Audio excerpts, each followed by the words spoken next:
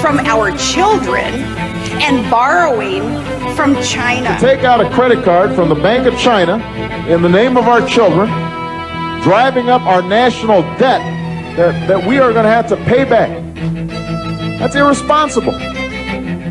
It's unpatriotic. The government's irresponsible spending is turning us into slaves. You might well literally lock us into chains, at least our children.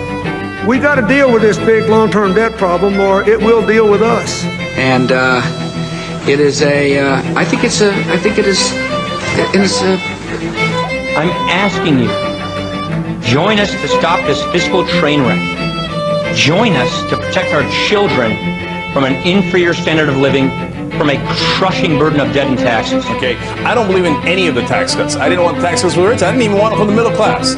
Okay, because you know why? Because it puts a $400 billion hole in the budget and we just can't afford it. And as we discuss deficit reduction, which is clearly a major issue.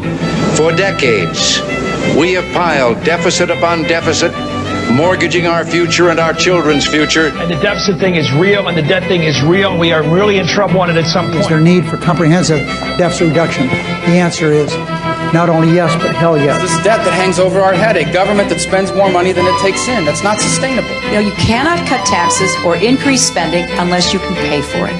The math of federal spending does not add up.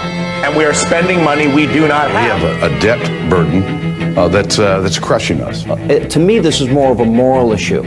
You can't steal from your kids and grandkids. Deficit. We think the deficit and the national debt are at a moral level. National debt is America's biggest problem.